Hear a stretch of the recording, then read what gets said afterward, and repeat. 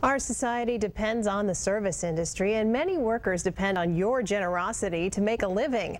But who do you tip and how much? Those are questions Darren Perrin put to the experts to find out the tipping rules.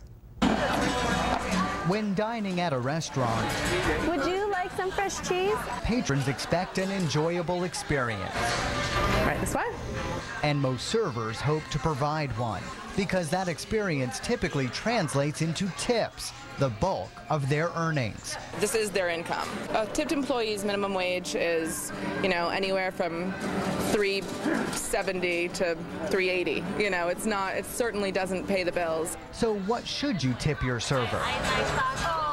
It's a question often asked of the experts at the Emily Post Institute in Burlington, an organization rooted in the do's and don'ts of proper etiquette, started by Ms. Post in 1946 and continued by her descendants. For most tipping purposes, you're going to be doing about 15 to 20%. Great-great-granddaughter and author Lizzie Post says tipping remains optional but expected in American culture. This is something you should do because people are providing you a service, and in our culture, that's what we do. Here you guys go. So 15 to 20% when dining out, and Post says 20% is becoming the norm. If you're well taken care of, then that's what you should pay. It's a pretty easy number for me to figure out. When you get your 20% tip, you feel like it's acknowledgement that you've done your job well.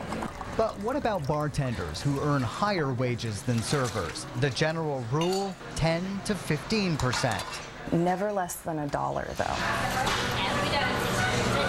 What if you're picking up the food yourself? Do you tip on takeout when the tip jar seems to be staring you down? I don't tip.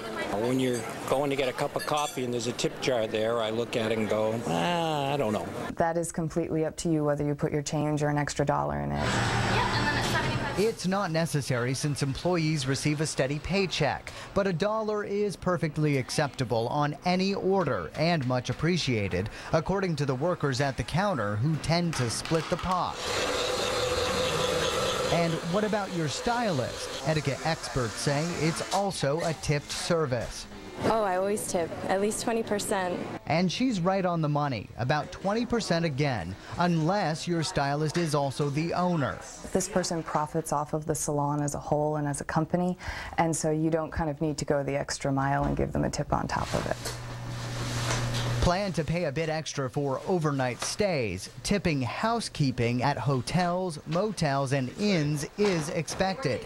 $2 per guest per night is average. And don't wait until the end of your stay, because the housekeeping could change daily, and if you just leave a big fat tip at the end, maybe only one of the housekeepers get it. And if you are away and left the kids at home, what about the babysitter? Depends on what the kids got into during the time you were away. But seriously, don't tip the sitter for taking care of the tots. The pay per hour is already agreed upon.